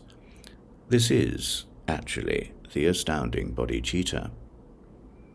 O Mahasattva, the Dharma that arises out of a sentience that is self-aware is the sky, which pervasively abides within us all, without harboring any embodiment of the Dharma. This is actually the astounding bodhicitta. Mahasattva, the 5 bodies are beyond our bodies, speech, minds, and exemplary features. They shine in their spontaneous perfection, and they come from themselves. This is actually the astounding bodhicitta. O Mahasattva, as for the 5 great ones, they are the spontaneously perfected mandala of the 5 bodies. As for the radiance of the 5 bodies, it is actually astounding that the bodhicitta is untainted. This radiance has a heart of clarity that is very difficult to investigate. This is actually our wisdom. It turns out to be our true hearts. O Mahasattva, the 5 elements were neither contrived nor created individually. From out of the absence of any thought, many kinds of languages and speech have emerged. This is actually me. O Mahasattva, for those who have come from me, who do not turn out to be essential, this is the embodiment of the Dharma. The bodhicitta is astounding. As for the four great elements, there are the births that happen and things that turn out to be real causes for birth. These are actually the astounding bodhicitta. Things that are born and arise from the four great elements, and the things that turn out to be the real reason for our birth, are actually the astounding bodhicitta. The things that are born and emerge from the four great elements, and sentient beings with their four types of birth, turn out to be actually me. I am the Buddha that has no Buddhahood. This is actually the astounding bodhicitta. O Mahasattva, of these, enlighten means that all the dharmas that come forth from out of our true selves are primordially without the filth of our emotional problems. Meant means that those who abide in the past, in the future and in the present, and all the infinite and endless worlds, which are a great thousand of 3,000s, mean one thing. There does not exist even an atom of a dharma that we do not understand through our bodies, speech, and minds. We take the meaning of the inseparability of all the dharmas to heart. This is a total fulfillment. It is actually a samadhi of true clarity, in which we do not move away from the indivisible purposes of the bodies, speech, and minds of all sentient beings. This is Chapter 7, Teachings on the True Bodhicitta. Teaching that the bodhicitta is a pathway of freedom. This chapter teaches that the bodhicitta is a path of total liberation. Blessed One, do the Buddhas of the 5 families maintain themselves on the path of total liberation? So he was asked. He gave instruction, saying, Mahasattva, listen. For all the Tathagatas, there is an unmistaken pathway for total liberation. In reality, there are 5 kinds of total liberation: desire, hatred, stupidity, pride, and jealousy. Of these, desire means that we want to unite our true selves without time and without form, with the dharmas that come forth from them. Attachment means that we turn out to be under the control of our desire. Of these, the realities that come from our true selves are form, sound, smell, taste, and tangibles. You may ask, how is it that we desire these things? We believe that everything is actually our own selves, and we are attached to this belief. As for hatred, it turns out to be the true essence that brings forth all the dharmas that have been present since the primordial into our true selves. Even when we abandon it, we do not abandon it. It turns out to be a reality that is not clean even when we wash it. We hate to give up our desires. We hate to give up our hatred. We hate to give up our stupidity. We hate to give up our pride. We hate to give up our jealousy. As for stupidity, we take to heart our views on all the dharmas that have arisen from out of our true selves, without distinguishing them individually. We are stupid because we do not maintain a contemplation of our individual differences. We take it to heart that all the dharmas have gone into bliss, and in a pleasure that is supremely secret, there sits the true self of us all as one. We are stupid because we do not maintain a contemplation of the differences there are in the levels and in the stages of the levels. In the true essence of our body, speech, and mind, we are one. We are indivisible, so we take this to heart. We sit in a body of true equality. We are stupid because we contemplate the meaning of equality. All the Tathagatas and all the Dharmas have arisen from our own selves. We are stupid because we take to heart a purpose that is not born and does not come from anyone else. It turns out that there is a self and the embodiment of a self. We are stupid because we do not maintain any teachers other than those who turn out to be someone else. They are born as someone else. They happen to be someone else. Their end is with someone else. They are born from someone else. They come forth from someone else. They turn out to be someone else. We are stupid because we do not maintain teachers of the many kinds of manifest embodiments that have come forth from our own selves, who enact all kinds of playfulness, and who are in one body. As for pride, we take it to heart that all of the Dharmas that have arisen from our true selves, and that we know throughout all our births, say that there is no self or I.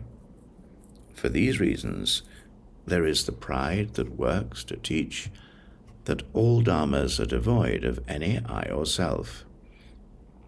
We take to our hearts all of the unsurpassed Dharmas that have arisen from our own selves, and work as teachers of our true selves through the three times, and we have a pride that works to teach the greatness of our own selves.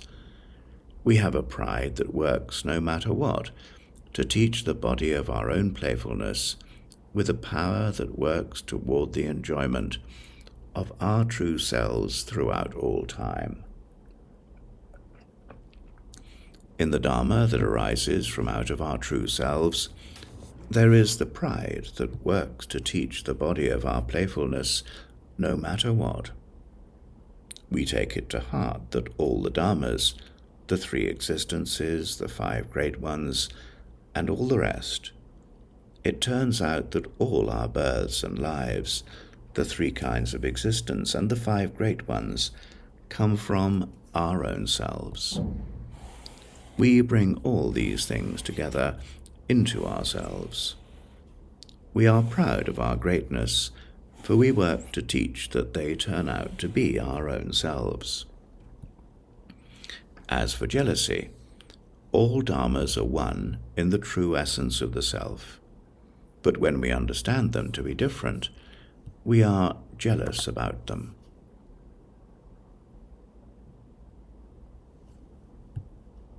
Our desire and stupidity are from the beginning not separable from our bodies, speech, and minds.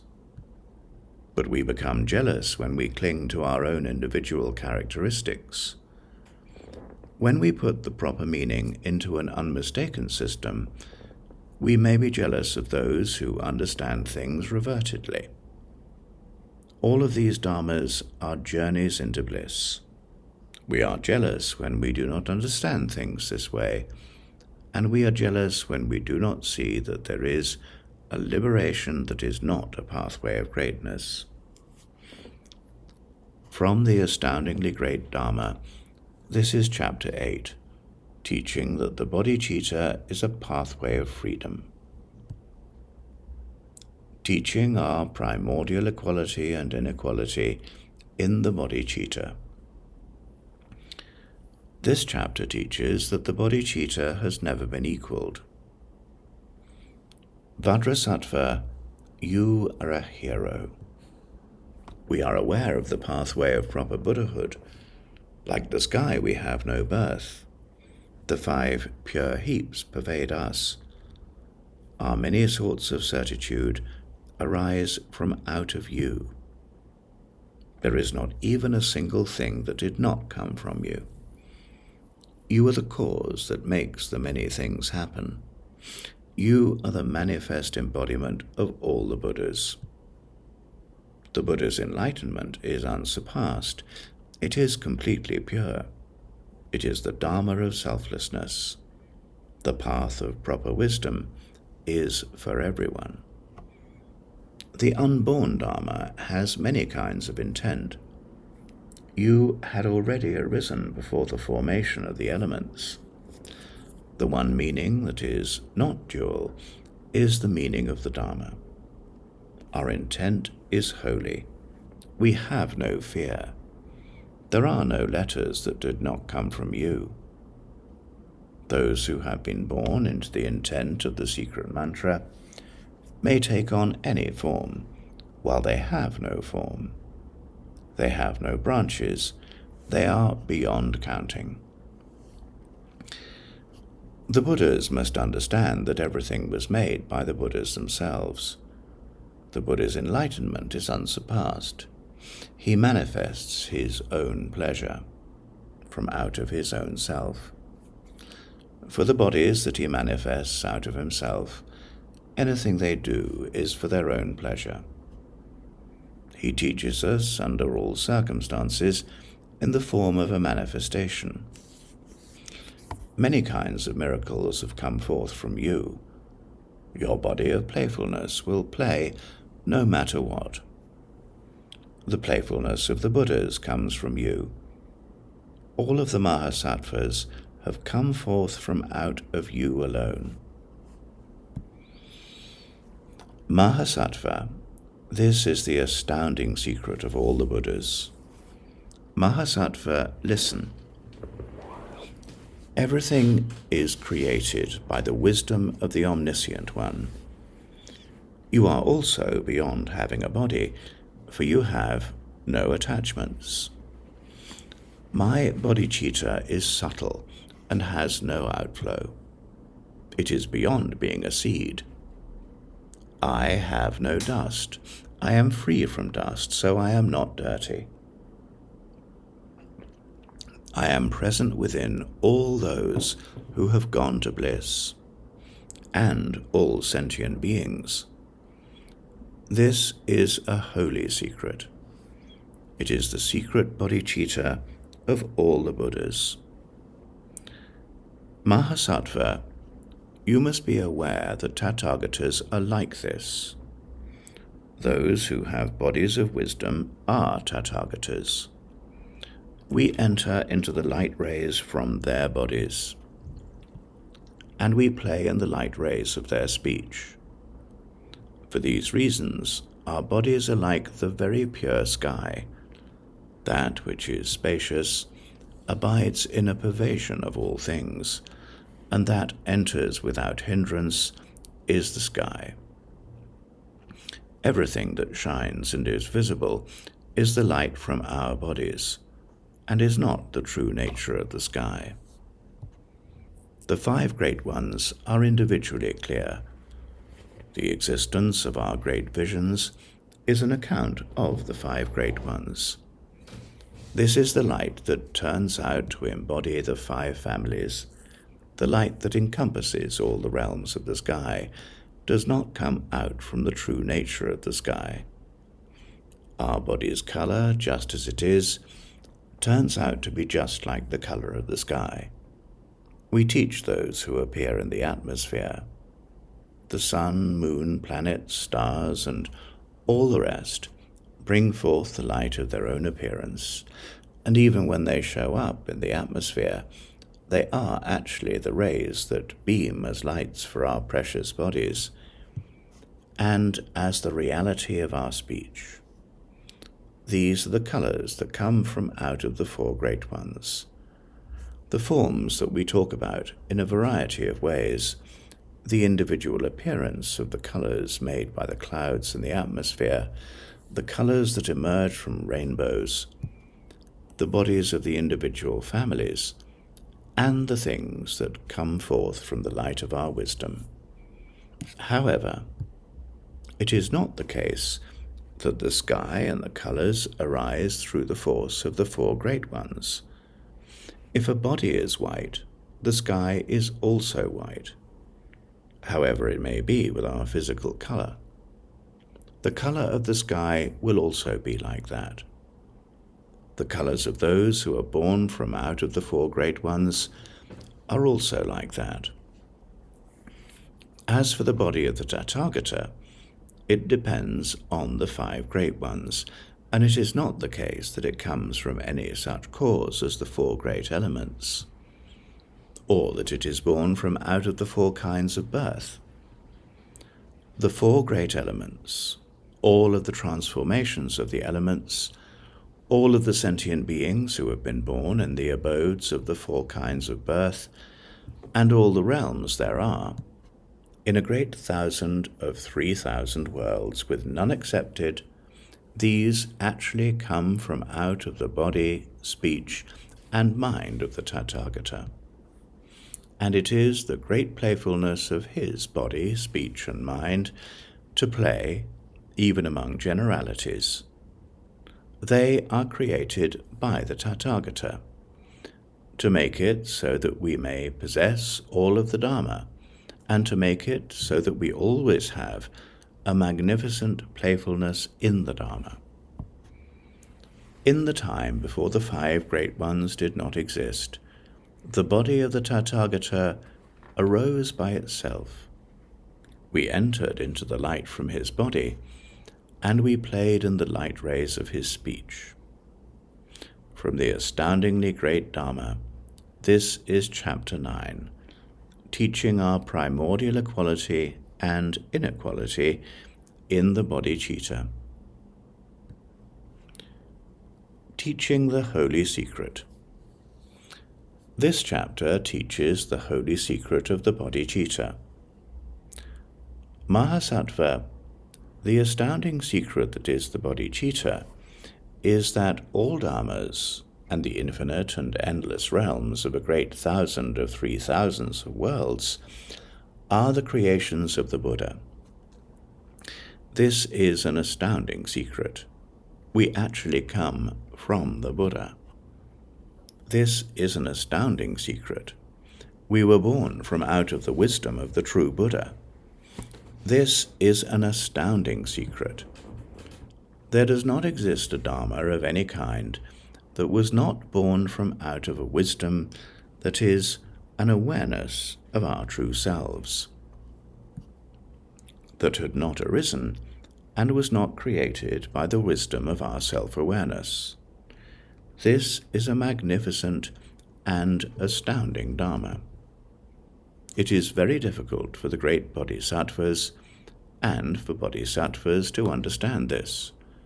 That is why this holy thing is a supreme secret. From the astounding secret, this is Chapter 10, teaching the holy secret. My astounding body and the true nature of the astounding bodhicitta. It says that there does not exist even one thing that is not subsumed within our body, speech, and mind.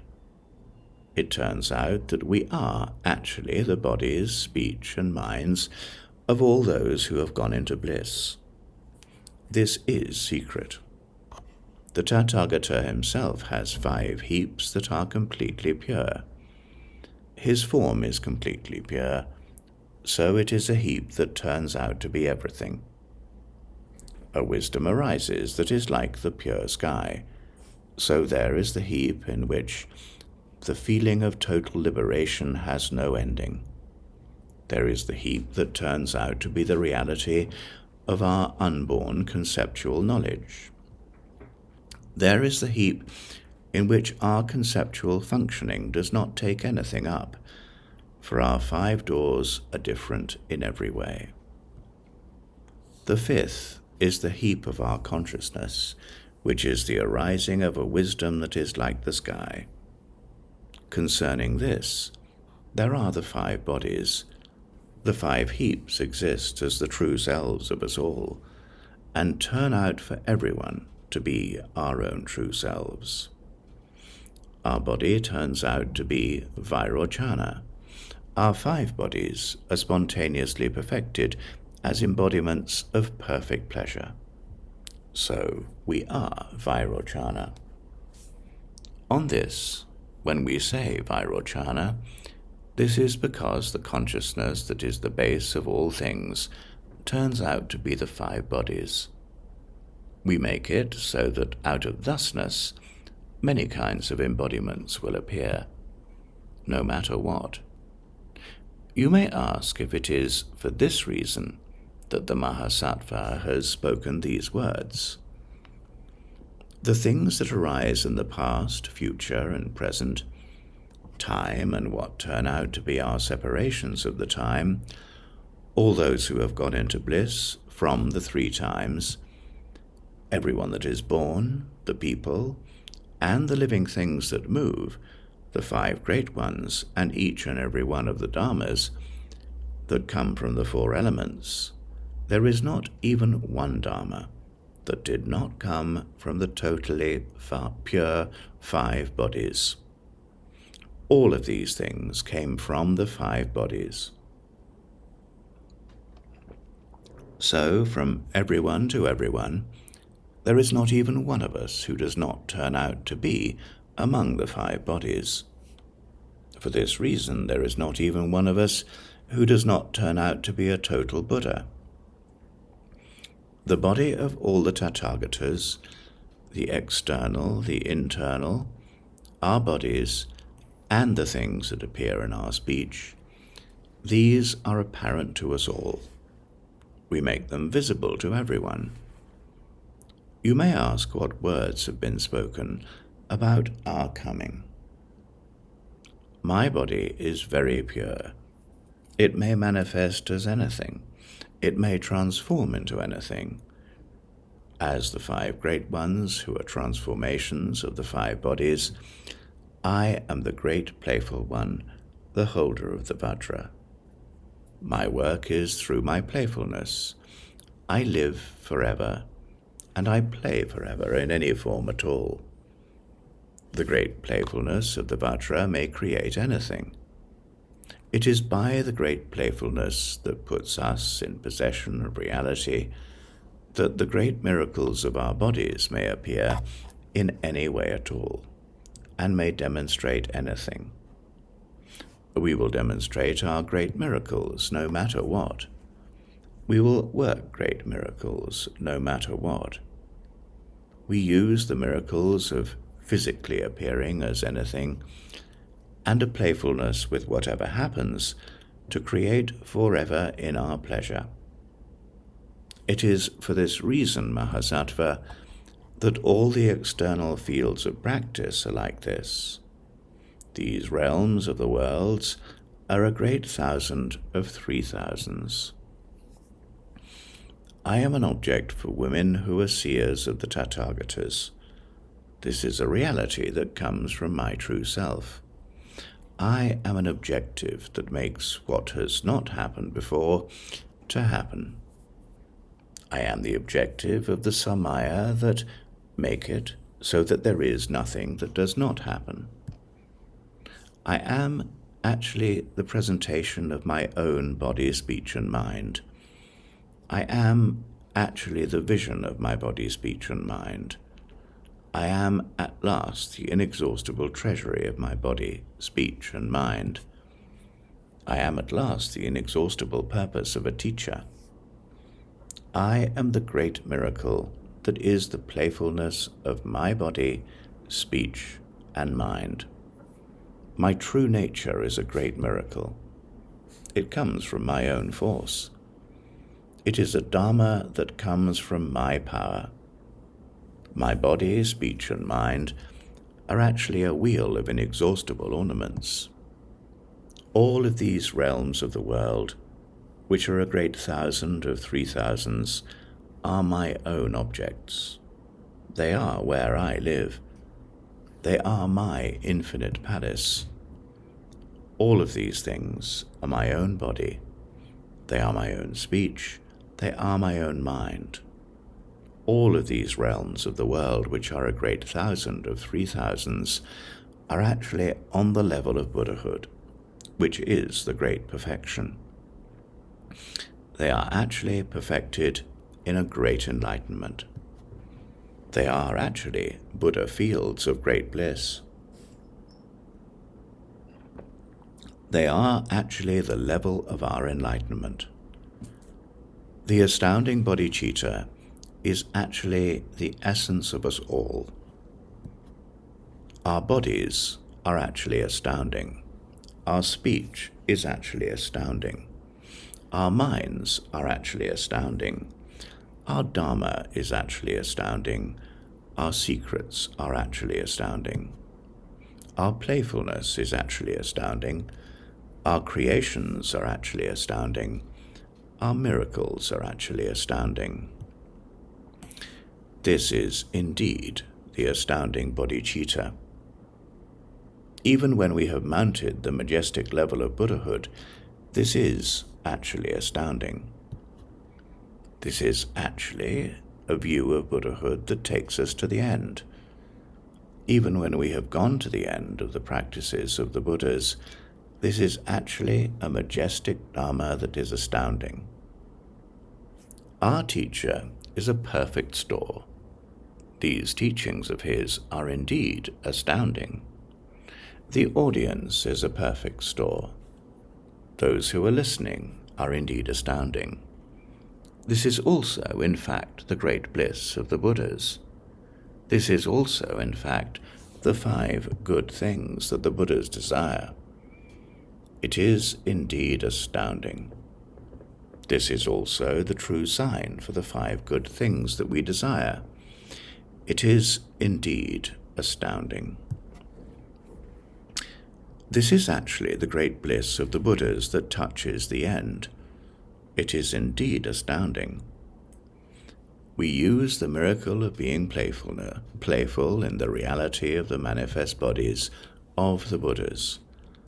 This is actually a wheel of the Dharma that turns the wheel of the Dharma for the Dharma. It is indeed astounding. Desire, hatred, stupidity, pride, and jealousy, these are also indeed astounding. This is also the pathway of our speech on the Dharma. It is indeed astounding. This is also the wheel of the Dharmas. It is indeed astounding. Even samsara, in reality, spins for the sake of reality. We also abide in the reality of reality. This is indeed astounding. With the exception of my body, speech, and mind, there does not exist within the realms of the world that are a great thousand of 3,000s, even a name for samsara or for emotional problems. With the exception of the arising of a Buddha, there is not even a name for the reasons we were born as sentient beings. With the exception of our physical appearance, the true natures of sentient beings and the 5 great ones are from the beginning not held in any reserve. With the exception of the great bliss of the Buddha, the dharmas of sentient beings and of our suffering have not existed from the start. With the exception of the magnificent and sure level of Buddhahood, which is the great perfection alone, the nations and states of sentient beings and the realms of the world that are a great thousand of 3,000s are none other than my own secret, which is astounding. In reality, there is nothing but me. Even a name for the nations and states of sentient beings does not exist. This is chapter 11, which presents my astounding body and the true nature of the astounding bodhicitta. It teaches Upadeśa instructions that are sure.